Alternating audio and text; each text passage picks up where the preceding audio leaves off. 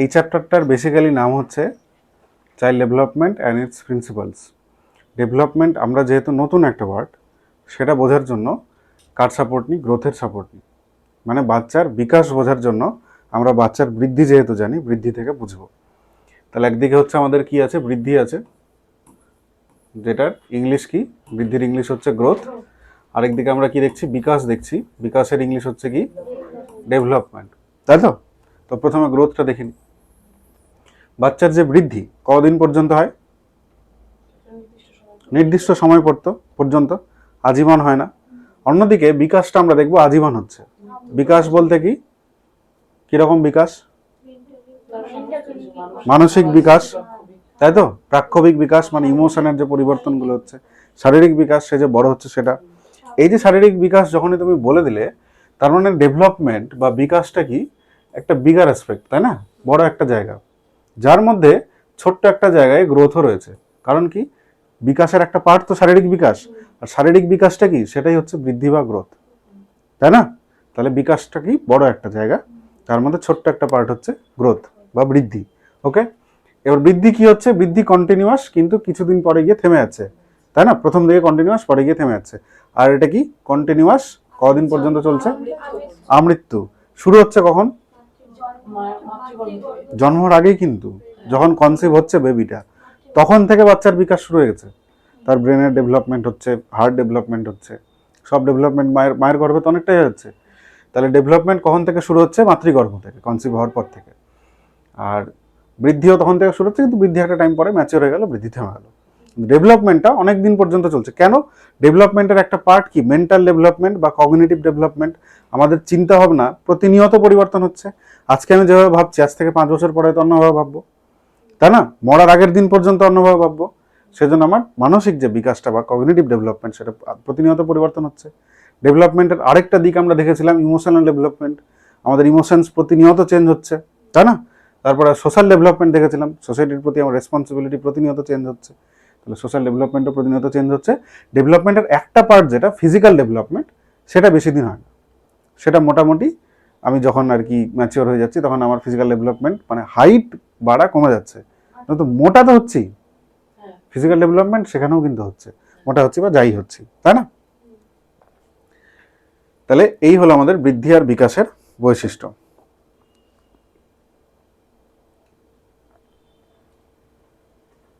দেখো এখানে একটা চার্ট দিয়েছে, খুব সুন্দর। বৃদ্ধিটা কি? বৃদ্ধিটা হচ্ছে কোয়ান্টিটির পরিবর্তন। কেন কোয়ান্টিটির পরিবর্তন? আমার যে ওজন বাড়ছে বা লম্বা হচ্ছি, সেটা কি? পরিমাণের পরিবর্তন। পরিমাণ মানে কোয়ান্টিটি, এবং এটা মাপা যায়। তাহলে বৃদ্ধিটা কি? মাপা যায়, ঠিক। এবং stops at certain age, certain stage, একটা টাইমে গিয়ে থেমে যাচ্ছে। অন্যদিকে ডেভেলপমেন্ট বা বিকাশটা কি হচ্ছে? কোয়ালিটেটিভ অ্যান্ড কোয়ান্টিটেটিভ পরিবর্তন। কেন কোয়ালিটেটিভ? আমার গুণগত, আমার ভাবনার পরিবর্তন হচ্ছে, মানে আমার গুণের পরিবর্তন হচ্ছে। এটা মাপতে পারবো? এটা কিন্তু মাপা যায় না, তাই না? এটা মাপার জন্য কোনো স্কেল বেরোয়নি। বৃদ্ধি মাপার স্কেল আছে, কিন্তু আমার মাথার কি চেঞ্জ হচ্ছে সেটা মাপার কোনো স্কেল নেই। তো এটা হচ্ছে কি? বিকাশটা আমার কোয়ালিটেটিভ, তার সঙ্গে সঙ্গে কোয়ান্টিটেটিভ। কেন কোয়ান্টিটেটিভ? আমরা কি দেখলাম? ডেভেলপমেন্ট মোট 4টে দিকে হতে পারে। একটা হচ্ছে কি? ফিজিক্যাল ডেভেলপমেন্ট বা শারীরিক বিকাশ। তাহলে সেই যে শারীরিক বিকাশ, সেটা তো মাপতে পারবো আমরা, তাই না? লম্বা হচ্ছে যে, সেটা মাপা যাচ্ছে, সেজন্য সেটা কোয়ান্টিটেটিভ। হাইট, ওজন, এগুলো মাপা যাচ্ছে, ওজন। ডেভেলপমেন্ট আরেকটা কি দেখলাম আমরা? ইমোশনাল হয়, তাই না? এটা কোথাও মাপতে পারবো? এটা তো আমার গুণের পরিবর্তন, তাহলে এটা কি? কোয়ালিটেটিভ, তাই না? আর কি হয়? সোশ্যাল হয়, সোসাইটির প্রতি আমার দায়িত্ব কর্তব্য বোধ, এটাও কোয়ালিটেটিভ, এটাও কোথাও মাপা যাবে না। অন্যদিকে কি হয় আরেকটা, যেটা একদমই মাপা যায় না? কগনিটিভ, বা আমার মানসিক যে বিকাশটা, ব্রেনের যে পরিবর্তনগুলো ঘটছে সেটা। কি বলছে? ইটস এ কন্টিনিউয়াস, কারণ কি? এটা আজীবন হচ্ছে, কন্টিনিউয়াস, থামছে না, সেজন্য continuous, life long and complex process. এই প্রসেসটা খুব কমপ্লেক্স, কারণ এখানে অনেকজন আছে। বৃদ্ধিতে ব্যাকিং কে করে? বৃদ্ধি কার দ্বারা হয়? ম্যাক্সিমাম জেনেটিক্স আর নিউট্রিশন। আর এখানে অনেক কিছু আছে, জেনেটিক্স, নিউট্রিশন, আশপাশের পরিবেশ থেকে হ্যানম্যান ত্যান সব কিছু, তাই না?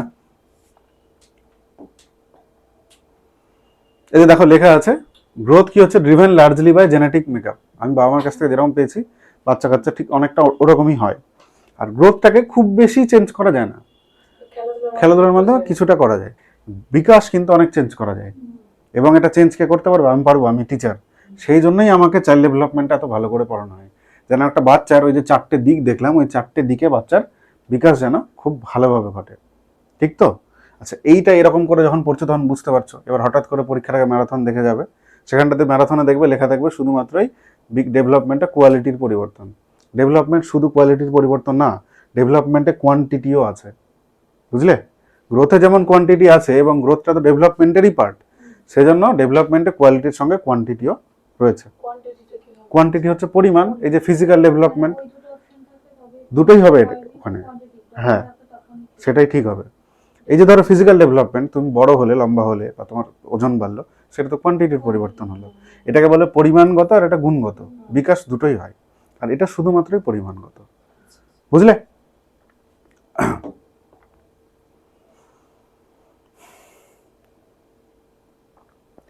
এটাই মেন চ্যাপ্টারের বিষয়বস্তু। কি কি আমাদের প্রিন্সিপালস রয়েছে ডেভেলপমেন্টের। প্রথম প্রিন্সিপাল কি? কন্টিনিউইটি বা নিরবিচ্ছিন্নতা। কারণ কি? ডেভেলপমেন্টটা ভ্রূণ থেকে শুরু হচ্ছে, যাচ্ছে কতদূর পর্যন্ত, যতদিন না মারা যাচ্ছে, তাহলে কন্টিনিউয়াস প্রসেস। নেক্সট কি? সিকোয়েন্সিয়ালিটি। ডেভেলপমেন্ট একটা সিকোয়েন্স মেনটেন করেই হয়।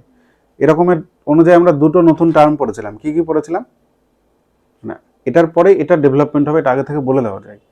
কিভাবে বুঝেছিলাম? না, হ্যাঁ একদম। এই যে সেফালোকোডাল লেখা আছে, ইম্পর্টেন্ট টার্ম, প্রশ্ন আসে সিটেটে বা যে কোনো টেটে, প্রক্সিমো ডিস্টালেও আছে। এবার কি এসেছিল? এসেছিল হেড টু টো। সেফালোকোডালে কি বলছে? যে একটা বাচ্চার বিকাশের সময় সব থেকে আগে তার কিসের বিকাশ ঘটে? মাথার বা হেডের। তারপরে বিকাশটা ধীরে ধীরে অগ্রসর হয় কি? পায়ের দিকে, তাই না? সেজন্য সেফালোকোডাল হেড টু টো বলছে। তাহলে আমরা আগে থেকে প্রেডিক্ট করতে পারছি তো যে প্রথমেরটার পরে কোনটা হচ্ছে। তাহলে ডেভেলপমেন্ট কি? সিকোয়েন্সিয়াল, একটা সিকোয়েন্স মেনটেন করা হয়। আরবিট্রারি হয় না, প্রথম মাথা হয়ে গেল তারপর পায়ের নখ হয়ে গেল, ওরকম হয় না। নির্দিষ্ট ওয়েতে হবে। মাথা হবে, মানে ব্রেন হবে, তারপরে স্পাইনাল কর্ড হবে, তারপরে লোয়ার বডি অর্গানস হবে। এটা সেফালোকোডাল বলছে। অন্যদিকে প্রক্সিমো ডিস্টাল কি বলছে? যে ডেভেলপমেন্টটা বডির সেন্টার থেকে বাইরের দিকে অগ্রসর হয়। বডির সেন্টার আমাদের কি আছে? হার্ট আছে।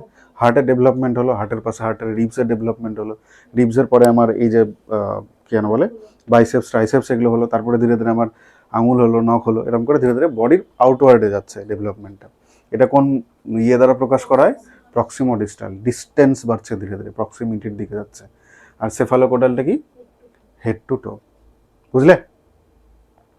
তাহলে ডেভেলপমেন্টের যে প্রিন্সিপালস পড়ছিলাম, তাহলে ডেভেলপমেন্ট সিকোয়েন্সিয়াল, নির্দিষ্ট সিকোয়েন্স মেনটেন করেই চলে, কিন্তু আরবিট্রারি হয় না। এবং ডেভেলপমেন্ট কি? General two specific. আমরা প্রথম দিকে যে কোনো কাজ করার জন্য কি করে? জেনারেল বডি মুভমেন্ট করি, ধাক্কা দিয়ে দিচ্ছি, ফেলে দিচ্ছি। তারপরে কি করছি? বা ধরো না, একটা বাচ্চার ছোটবেলায় খিদা পেয়েছে, ও খিদা পাওয়াটা বোঝানোর জন্য গোটা বডি নাচাচ্ছে, কান্নাকাটি, হ্যান্ড ত্যান সব কিছু করছে, তাহলে কি? জেনারেল বডি মুভমেন্ট করছে। পরবর্তীকালে ওর যখন একটু বড় হয়ে গেল, ওর বাইরে যাবে, সেটা বলার জন্য কি বলছে? শুধু হাতটা দেখাচ্ছে যে বাইরে যাবো, হাত দেখি। এই যে পুরো বডি থেকে হাতের ব্যবহারটা শেখা, এটা ওর বিকাশের জন্যই ঘটছে। তাহলে ডেভেলপমেন্ট কি হচ্ছে? জেনারেল থেকে স্পেসিফিকের দিকে আছে। জেনারেল বডি মুভমেন্ট করছিল প্রথমে, এবার স্পেসিফিক মুভমেন্ট করছে। ঠিক তো? বা ছোটবেলায় পেন এরকম করে ধরছে, বড় হয়ে আমরা পেন এরকম করে ধরি, পেন এরকম করে ধরি আমরা। তো এটা জেনারেল একটা কাজ, সব দুটো হাত ব্যবহার করে নিচ্ছি আমরা। এখন আমরা এভাবে ধরছি। বাচ্চারা ছোটবেলা দেখে পা দিয়েও পেন ধরে নেয়, তাই না? পা দিয়ে দেখেছো? পেন ধরতে পারে, কিন্তু জেনারেল বডি মুভ করতে পারছে। তাহলে বিষয়। এরপর হচ্ছে প্লাস্টিসিটি আর reversibility, irreversibility. Development plastic, plastic body কি করা যায়? ফ্লেক্সিবল হয়, মোল্ডেবল হয় প্লাস্টিক বডি, তাই না? ভাঙে না তত সহজে। ওই যে বালতিগুলো যে বিক্রি করে, ভাঙে কি? ওগুলো ওটার উপরে দাঁড়িয়ে যায়, তাই না? তো ফ্লেক্সিবল প্লাস্টিক। আর কি? ইরিভার্সিবিলিটি। ডেভেলপমেন্ট কিন্তু ইরিভার্সিবল। যেটা আমি শিখে গেছি সেটার আমি ভুলতে পারবো না। আমি সাইকেল চালানো শিখে গেছি, সুইমিং শিখে গেছি, 1 বছর না করি, 10 বছর না করি, যদি হঠাৎ করে বন্যা হয়ে যায় আমি পারবো সেটা করতে। কারণ কি? Development irreversible in nature. Development পেছনে ঘুরে যায় না, বুঝলে? সবসময় সামনের দিকে অগ্রসর হয়। হ্যাঁ, তবে সিকোয়েন্স তোমার আরেকটা আমরা পড়েছিলাম, সর্পিলাকার হয়, স্পাইরাল হয়। মানে ডেভেলপমেন্ট কি করে? কিছুটা সামনে এগায়, তারপর একটু রিইনফোর্সমেন্ট করে আবার সামনে এগায়, এরকম করে সেটা হয়। পেছনের দিকটা স্ট্রং করে আবার সামনের দিকে যায় বিকাশ। হ্যাঁ, পূর্ব পাঠের পুনরালোচনার মতো পেছনের জ্ঞানটা একবার রিভাইজ করে নাও, ঠিক আছে? হ্যাঁ, নতুন কিছু শেখার আগে।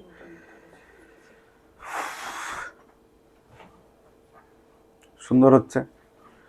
এরপরে কি? ডেভেলপমেন্টের উপরে কার কার প্রভাব আছে? আর এনভায়রনমেন্ট, বংশগতি আর পরিবেশ, দুজনেরই প্রভাব আছে। কোনো একটাকে বাদ দিলে হবে না। কেন হবে না? কারণ বিকাশের মধ্যে কি কি আছে, দৈহিক বিকাশ আছে, আবার মানসিক বিকাশ মানে কগনিটিভ ডেভেলপমেন্ট আছে। তো দৈহিক বিকাশে ম্যাক্সিমাম কে কাজ করে, বংশগতি। তার ফলে তার চোখের রং হচ্ছে, চুলের কালার, চুলের ইয়ে হচ্ছে, শেপ হচ্ছে, হাত পা হাইট সবই হচ্ছে, তাই না, হেরিডিটির ফলে। এমনি আমাদের ভাবনা চিন্তাতেও প্রভাব থাকে, আমাদের বাবা মা যেভাবে ভাবে আমরাও সেভাবেই ভাবি সাধারণত। আরেকটা কি, এনভায়রনমেন্ট। এটা আমি পরিবর্তন করতে পারবো না, এটা আমার হাতে নেই, কিন্তু এনভায়রনমেন্টকে আমি যদি পজিটিভ দিতে চাই সেটা কিন্তু আমি পারবো, এটা পুরোপুরি আমার হাতে আছে। হ্যাঁ, ভালো করে শিখবে। দেখা গেল দুটো জমজ বাচ্চা, একটা বাচ্চাকে রাখা হয়েছে বাড়িতে আর একটা বাচ্চাকে ছোটবেলায় হস্টেলে পাঠিয়ে দেওয়া হয়েছে, তাহলে কি হবে, হস্টেলের মতো করে রেস্ট্রিকশনে। হ্যাঁ হ্যাঁ একদম, বাড়িতে যে টাচটা, ফ্যামিলির টাচটা খুব দরকার। আমাদের স্কুলে হস্টেল আছে, মিশন স্কুলে, কিন্তু ওখানে প্রাইমারির বাচ্চাকে নেয় না, খুব অল্প টাকাতেই রাখে ওখানটাতে। আমরা যখন পড়তাম তখন 2000 টাকায় রাখতো, সপ্তাহে 6 দিন আমিষ খাওয়ায়। আমিষ, আমাদের ওখানে আমিষ চলে, আমাদের মহারাজাটাও আমিষ খান, ওদের ওগুলোতে বাধ্যবাধকতা নেই। তো সেখানটাতে কিন্তু প্রাইমারির যে বাচ্চা কাচ্চা তাদেরকে ভর্তি নেয় না, কেন নেয় না, কারণ তারা বাবা মার থেকে আলাদা হয়ে যায়, বাবা মার যে প্যারেন্টিংটা সেটা আর হবে না। ওই জন্য ওই যে আফরিন বলেছিল, কি হয়, মাদার টিচার থাকে না এখন বাচ্চাদের, মাদার টিচার থাকে, কারণ মাদারের যে, হ্যাঁ, প্লে স্কুলে থাকে, মায়ের অ্যাবসেন্সটা ফিল না করে। একদম, ওই সময় যদি কোনো বাচ্চাকে তুমি পাঠিয়ে দাও হস্টেলে, সে তো ফ্যামিলির টানটাই বুঝতে পারবে না, ওর ইমোশনাল ডেভেলপমেন্টটা ঠিক মতো হবে না, সোশ্যাল ডেভেলপমেন্টও ঠিক মতো নাও হতে পারে, তাই না, সেই জন্যই আর কি হচ্ছে বিষয়। তাহলে তাকে আমরা কি করতে পারি, ভালো এনভায়রনমেন্ট দিতে পারি। দেখো দারুণ একটা পিপিটিটাতে খুব সুন্দর করে দিয়েছে, এটা কি, জেনেটিক্সটা হচ্ছে বীজ, বীজকে যদি তুমি আলো এবং জল দাও আর সয়েলের মধ্যে রাখো, তাহলে কি হবে, তার ভালো প্রস্ফুটিত এবং গ্রোথগম হবে, গাছটা ঠিক মতো হবে। তারপরে যদি তুমি কোনো একটা দিতে মানে খামতি করো, হয়তো নিউট্রিশন দেওয়া হলো না বাচ্চাটাকে, বাচ্চার যে মা সে হয়তো নিউট্রিশন যুক্ত ফুড পেলো না, তাহলে বাচ্চাটা কি হবে, ম্যাল নিউট্রিশনে ভুগবে, ঠিকমতো তার ব্রেন ডেভেলপমেন্ট হবে না ছোটোবেলায়, তাই না, হ্যাঁ, বিকলাঙ্গ হতে পারে। তো সেই জন্য এনভায়রনমেন্টটাও কিন্তু খুব জরুরি। বোঝা গেল এখানে গুণ কেন করা হয়, ভাঙা যায় না। যদি যে কোনো একটা আমি যদি শূন্য করে দিই গুণে, তাহলে কি হবে, হ্যাঁ হ্যাঁ কানেক্টেড, একদম, পরিবেশকেও ছাড়া যাবে না। এর মিথস্ক্রিয়ার ফলে কি হচ্ছে, বিকাশ ঘটছে। একদম। পিঁয়াজের কগনিটিভ থিওরি দেখি কার কতটা মনে আছে।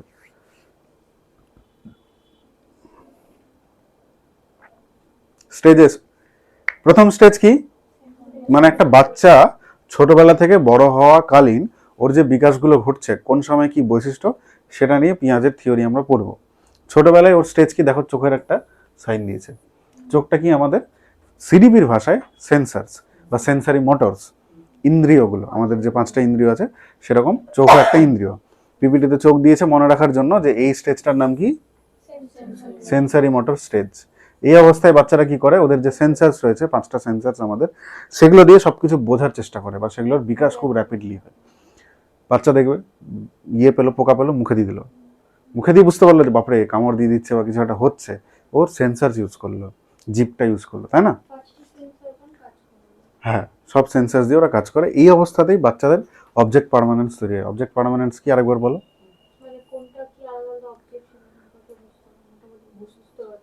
বোঝা যে এই জিনিসটা এটা, এবার মানে ওর সামনে না থাকলে ওর বোঝা যে এরকম একটা জিনিস ছিল। ছোটবেলায়, একদম ছোটবেলায় 10 মাসের আগে বাচ্চার সামনে যেটা ঘুরছে, ওই জিনিসটা ঘুরলো, ঘুরতে ঘুরতে ও শান্ত গেল, ঘুমিয়ে গেল। একটু যখন বড় হলো, ওটা ঘুরছে, ও ঘুমালো না, ওটা সরিয়ে দেওয়ার পরেও কিন্তু আর ঘুমাচ্ছে না, ওটা বারবার চাইছে ওর সামনে আনা হোক। তার মানে ওই জিনিসটা যে আছে বা ওই জিনিসটার যে এক্সিস্টেন্স আছে ওর লাইফে, ওর আশপাশে, হ্যাঁ, ফোন দিয়ে খাওয়ার মতো বুঝতে পারছে। মানে মানে একদম ছোটবেলায় out of sight out of mind, চোখের সামনে নেই, তার মানে জিনিসটা নেই। 10 মাসের আগে, 10 মাসের পর থেকে out of sight out of mind আর করা যাচ্ছে না।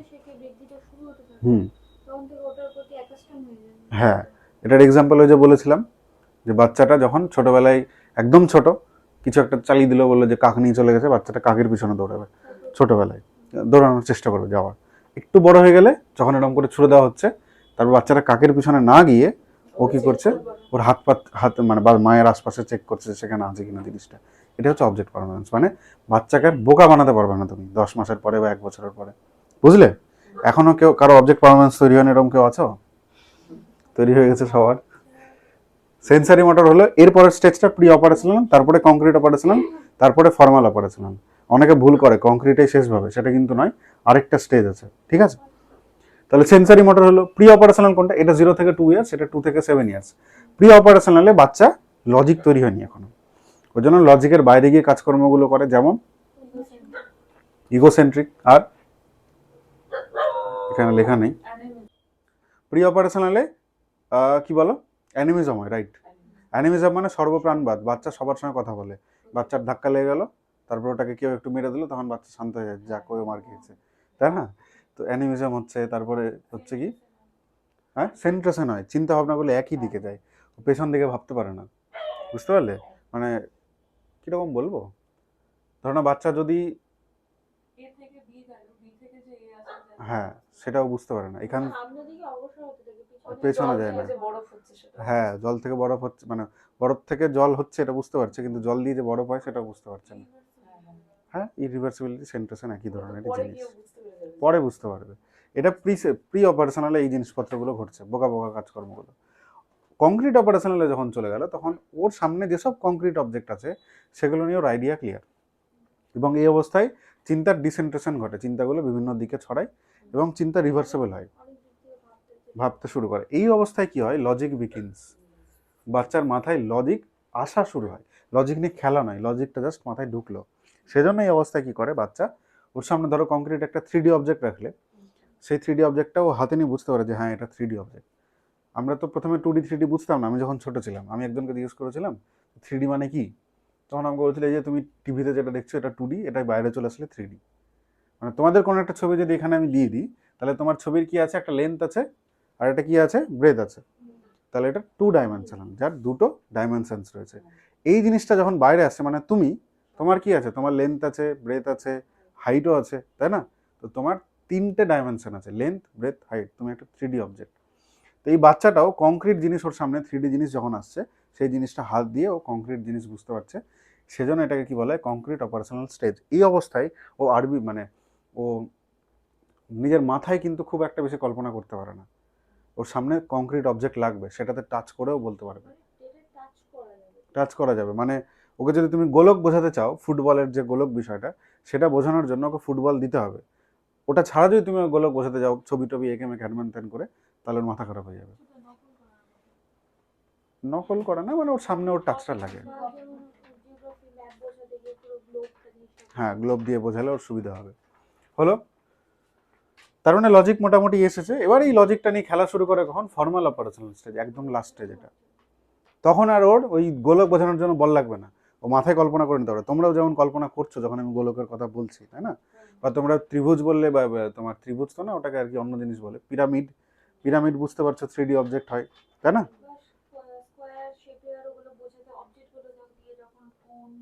হুম, হ্যাঁ, এখন আমরা বুঝে যাবো। হ্যাঁ, একটা অবজেক্ট দেখিয়ে বোঝাতে হবে। হ্যাঁ, একদম খেয়াল থাকবে, একদম। আমরা যেমন এখন ওই লুডোর ছক্কাটাও বুঝতে পারি এখানটাতে ছবি এঁকে, কিন্তু ওদের লুডোর ছক্কাটা হাতে না দিলে এই স্টেজে ও বুঝতেই পারতো না যে লুডোর ছক্কার কটা কি আছে, ও যেটা বললো কটা তল আছে, কটা কোণ আছে। এখনো অনেকে স্টেজে থেকে গেছে না। হ্যাঁ, ততটা ভালো হবে। ফর্মাল অপারেশনাল স্টেজে বাচ্চা কি করছে, কংক্রিট অবজেক্টের বাইরে গিয়ে অ্যাবস্ট্রাক্ট থিঙ্কিং করতে পারে। ঠিক তো, অ্যাবস্ট্রাক্ট থিঙ্কিং করার জন্য লজিক লাগে। এবারও লজিক নিয়ে খেলা শুরু করেছে, এখানটাতে লজিক ফরমেশন হয়েছিল, এবার লজিক নিয়ে খেলা শুরু করলো। ইটস লাইক ও জিওমেট্রি করছে, ও তোমার অ্যারিথমেটিক করছে, তারপরে আমাদের যে আর কি এক্স টেক্স ধরে যে ফর্মুলাগুলো হয় বা যে লেখচিত্রগুলো হয়, সেগুলো করতে পারছে কোন স্টেজে, ফর্মাল অপারেশনালে। 11 বছর প্লাস বা 12 বছর প্লাস, ও বড় হয়ে গেছে এখন। বা এখানটাতে একটা ইম্পর্টেন্ট টার্ম ছিল হাইপোথেটিক ও ডিডাকটিভ রিজনিং করতে পারছে। হাইপোথিসিস মানে যেটা ও জীবনে কোনোদিন এক্সপিরিয়েন্স করেনি, দেখেনি, সেরকম কিছু ঘটনা ওর সামনে চলে আসলে সেটাকে নিয়ে ও কি করতে পারছে, সলিউশন আসতে পারছে, তাই তো? ওকে, এই হলো স্টেজ, পিঁয়াজের স্টেজ। কোলবার্গের স্টেজ নিয়ে আমরা এটাকে আলোচনা করে নিই, এবারও করবো না আর। সোশ্যালাইজেশন, সোশ্যালাইজেশন আমরা দেখেছিলাম দুই ধরনের হয়, একটা হয় প্রাইমারি সোশ্যালাইজেশন, একটা হয় সেকেন্ডারি সোশ্যালাইজেশন। হরপ্রিয়া বলো তো প্রাইমারি সোশ্যালাইজেশনটা কি? প্রাইমারি সোশ্যালাইজেশনটা কি বা কার দ্বারা হয়? Secondary school, pears. ফ্যামিলি বাদ দিয়ে বাকি সব সেকেন্ডারি সোশ্যালাইজেশন, ফ্যামিলিটা প্রাইমারি সোশ্যালাইজেশন। মিডিয়াও হবে, সব হবে ফ্যামিলি বাদ দিয়ে। অন্যদিকে অ্যাক্টিভ এজেন্স আর প্যাসিভ এজেন্সে কি হবে? অ্যাক্টিভ এজেন্স কারা? হ্যাঁ হ্যাঁ, এটা হচ্ছে অ্যাকচুয়াল উত্তর। বাচ্চা যেখানে অ্যাক্টিভ সেটা অ্যাক্টিভ এজেন্স। যেমন কি স্কুল, ফ্যামিলি, ফ্যামিলি কিন্তু অ্যাক্টিভ এজেন্স, স্কুলও অ্যাক্টিভ এজেন্স, অ্যাক্টিভ এজেন্স অনেকগুলো আছে। তো প্রাইমারি সোশ্যালাইজেশন বাড়ি বা ফ্যামিলি, এটা হচ্ছে সোশ্যালাইজেশন আর এটা হচ্ছে এজেন্স। মানে এটা সামাজিকীকরণ আর ওটা হচ্ছে সামাজিকীকরণের মাধ্যম। সামাজিকীকরণ দুই রকম, একটা হচ্ছে মুখ্য সামাজিকীকরণ, একটা গৌণ সামাজিকীকরণ। মুখ্য সামাজিকীকরণ কোথায়? বাড়িতে। বাকি সব গৌণ সামাজিকীকরণ। সামাজিকীকরণের মাধ্যম, এবার যদি আমরা দেখি মাধ্যম, একটা হচ্ছে অ্যাক্টিভ মাধ্যম কারা? যেখানে যেখানে বাচ্চা অ্যাক্টিভ, স্কুল, টিউশন, হ্যাঁ, খেলাধুলোর দল, সুইমিং, ক্লাব, এগুলো সব অ্যাক্টিভ এজেন্টস বা অ্যাক্টিভ মাধ্যম সোশ্যালাইজেশন। এদের মাধ্যমে সোশ্যালাইজেশন ঘটছে বাচ্চার। প্যাসিভ এজেন্সিস কী কী সোশ্যালাইজেশনের? সোশ্যাল মিডিয়া, সোশ্যাল মিডিয়াতে আমরা সবসময় প্যাসিভলি কানেক্টেড হচ্ছি, প্যাসিভলি নিচ্ছি। কার্টুন দেখছে, কার্টুন প্যাসিভ এজেন্স, একদম পারফেক্ট। আর আর লাইব্রেরি, গান, সিনেমা, ডান্স। কোন সংস্থা? মানে মোট কথা এন্টারটেনমেন্টের জগৎটা পুরোটাই। না, ক্লাব অ্যাক্টিভ, ওখানে গিয়ে অ্যাক্টিভলি কাজ করছে বাচ্চা। হুম, না লাইব্রেরি ফিজিক্যালি যায় কিন্তু সেখানে তাও চুপ করে থাকে, তাহলে ওটা হচ্ছে প্যাসিভ। হ্যাঁ, মানে যেখানটাতেও অ্যাক্টিভ থাকছে সেটা অ্যাক্টিভ এজেন্স। হ্যাঁ, বোঝা গেল? দেখে দেখে প্যাসিভলি প্রভাবিত হচ্ছে, সেটা প্যাসিভ এজেন্সিস। বোঝা গেল?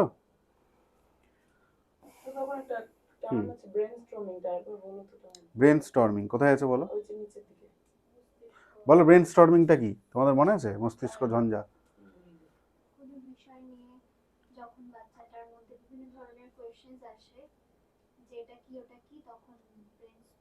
ব্রেন স্টর্মিং হয় মানে ধরে নাও কখনো অমনোযোগী আছো, এটা হচ্ছে মনোযোগ ফেরানোর টেকনিক।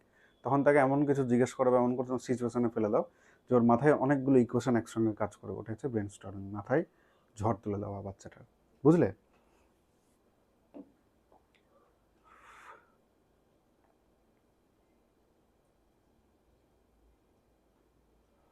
ইন্ডিভিজুয়াল ডিফারেন্স, এটাও ডেভেলপমেন্টের একটা পার্ট। কারণ কি প্রত্যেকটা বাচ্চা একই পেসে ডেভেলপমেন্ট হয় না। আমি যখন এখানে বোঝাচ্ছি তোমরা সবাই একইভাবে নিতে পারছো, তাহলে তো সবাই একই নাম্বার পেতে, তাহলে তোমরা রোবট হয়ে যেতে, তোমরা আর হিউম্যান বিইংই থাকতে না, রোবটের ক্লাসরুম হতো, কোডিং করে দিতাম, হয়ে যেত কমপ্লিট। সেটা নয়, সবাইকে আমাকে আলাদা আলাদা করে বুঝতে হচ্ছে, ইন্ডিভিজুয়ালি কেয়ার করতে হচ্ছে। এই জন্য কারণ কি? কারণ তোমাদের মধ্যে প্রত্যেকেই আলাদা, প্রত্যেকেই আলাদা নিজের মতো করে ইউনিভার্সে থাকো, তাই না? এটা হচ্ছে ইন্ডিভিজুয়াল ডিফারেন্সের বিষয়। আর এই প্রিন্সিপালটা কি বলছে? Individuals develop at varying rates based on unique biological and environmental factors. প্রত্যেকের বায়োলজিক্যাল ফ্যাক্টর আলাদা, এমনকি প্রত্যেকের এনভায়রনমেন্টাল ফ্যাক্টর আলাদা। তোমরা আমার এখানে সপ্তাহে 4 ঘন্টা দাও, বাকিটা টাইম তো বাড়িতে থাকো, তাহলে তোমাদের এনভায়রনমেন্ট সম্পূর্ণ ডিফারেন্ট, তাই না? আচ্ছা, ডিসকন্টিনিউটি, এই যে এই গল্পটা, এটা কি বলে? একটা বাচ্চা আজকে হয়তো বোকা, কিন্তু তার অর্থ এই নয় যে সে আজীবন বোকা থেকে যাবে। এটা একটা এক্সাম্পল বলি। আমাদের একটা বন্ধু ছিল, বন্ধুটা মাধ্যমিক পর্যন্ত ফেল করার থেকে 1-2 নম্বর বেশি পেত। সেই বন্ধুটা যখন এইচএসে উঠলো, তখন খুব ভালো অঙ্ক করতে শুরু করলো, খুব ভালো বায়োলজি পড়তে শুরু করলো। স্কুলে দেখছি, আমাদের তো এমনি এইচএসের বই একটু মোটাসোটা থাকতো, আর আমাদের স্কুলে একটু মানে স্ট্যান্ডার্ডের থেকে বেশিই পড়ানো হয়। সেখানটাতেও সে দেখছি যে তার থেকেও বেশি আরিয়ান্ত নিয়ে পড়াশোনা করছে। আরিয়ান্ত একটা কঠিন পাবলিশার, ওইগুলো পড়ে সব নিট ফিট ক্লিয়ার করে। তো সেই ছেলেটা এখন বিডিএস, মানে ডেন্টাল নিয়ে পড়াশুনো করলো, দিয়ে চেম্বার খুললো। এই যে বাচ্চাটার কি হলো, ডিসকন্টিনিউটি হলো। বাচ্চাটা মাধ্যমিক, আমার বন্ধুটা মাধ্যমিক পর্যন্ত এক ধরনের ক্যাটাগরি ছিল, মাধ্যমিকের পরেও ক্যাটাগরি চেঞ্জ হয়ে গেলো। এটা যে কোনো মুহূর্তে লাইফে আসতে পারে, জরুরি না যে তোমার স্কুলেই আসলো, কলেজেও আসতে পারে, কলেজের পরেও আসতে পারে। হুম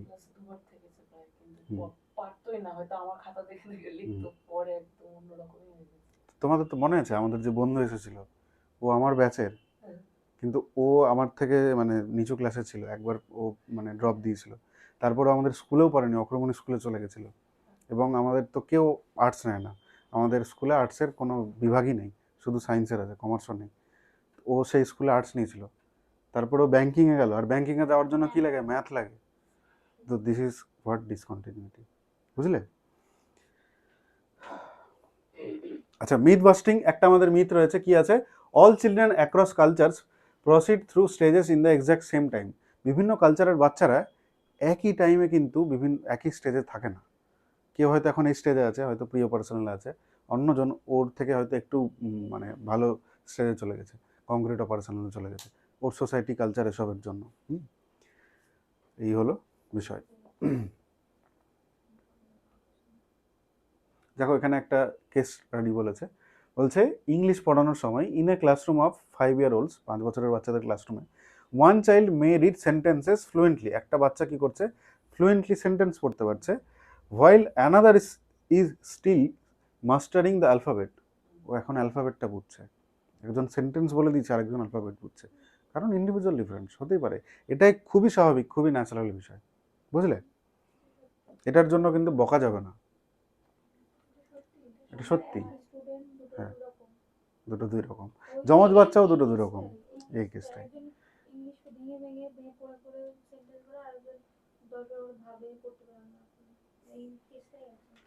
তাহলে এবার হচ্ছে ডেভেলপমেন্টের ডোমেনগুলো বলেছে, একটা বাচ্চার কোন কোন দিকে ডেভেলপমেন্ট ঘটে। প্রথমত ফিজিক্যাল, তোমরা বলেছিলে শারীরিক বিকাশ, তাই তো? তারপরে কি বলেছিলে, সোশ্যাল বলেছিলে। আচ্ছা, শারীরিক বিকাশ মানে কি, বাচ্চাটার চেহারা মোহরা ভালো হওয়া। শারীরিক বিকাশের গুরুত্ব কিন্তু খুব বেশি। বাচ্চার যদি শারীরিক বিকাশ ঠিকমতো না হয়, দ্যাটস মিন তার বাকি সবগুলোতে এফেক্ট পড়বে। কেন? কারণ তার ব্রেনের ডেভেলপমেন্ট ঠিক করা হলো না। ব্রেনের ডেভেলপমেন্ট খুব দরকার, তাই তো? শারীরিক বিকাশটা খুব বেশি দরকার। এবার শারীরিকের পরে কি আসছে, কগনিটিভ আসছে। কগনিটিভ মানে তার মানসিক, মানে এই যে কল্পনা করতে পারা, ভাবনা চিন্তা, সব কিছু কগনিটিভ ডেভেলপমেন্ট। তারপরে আসছে কি, ইমোশনাল ডেভেলপমেন্ট।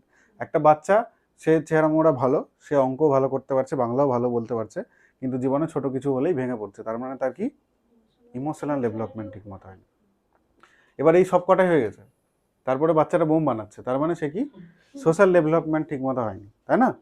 তো সব কিছুই দরকার। আবার অনেক বই এই দুটো একসঙ্গে থাকে, সোশ্যাল আর ইমোশনাল। ও যদি সোসাইটির জন্য খারাপ করে, তাহলে তোর ইমোশনে বাধা পাওয়া উচিত। তো ওই জন্য অনেক বই এটা লেখা থাকে কি, সোশিও ইমোশনাল ডেভেলপমেন্ট, তাই না? হ্যাঁ, তো যাই হোক, অসুবিধা নেই, এই হলো বিষয়। এবার এদের মধ্যে ডিপ ইন্টার রিলেশন রয়েছে। যার ফিজিক্যাল ডেভেলপমেন্ট ভালো মতো ঘটছে, তার মানে তার ব্রেনের বিকাশ ঘটছে, মানে ব্রেনটা ঠিকমতো গঠিত হচ্ছে, তাহলে তার কগনিটিভ ডেভেলপমেন্টও ঠিকমতো হচ্ছে। এগুলো আলাদা আলাদা করে মাপা যায় না, কিন্তু প্রত্যেকটার মধ্যে রিলেশনও রয়েছে, বুঝলে? ইন্টার রিলেটেড এরা। লাইফ লং একটু আগে বললাম। টিচার্স রোল কি এখানটাতে, to cater to this diverse continuous patterns using authoritative বা জয়েন্ট ডিসিশন মেকিং অ্যাপ্রোচেস। মানে একটা স্যার কি করবেন, ওর উপরে ডিক্টেটরশিপ না চালিয়ে অথরিটেটিভ ভাবে তাকে পড়াবে, বিভিন্ন জিনিসপত্র ওর কাছেও শুনবে, নিজেও বলবে। এটা কি বাই ডিরেকশনাল হবে, শুধুমাত্র টিচার বলছে বাচ্চারা শুনছে এরকম যেন না হয়, বুঝলে? উভয় থাকে।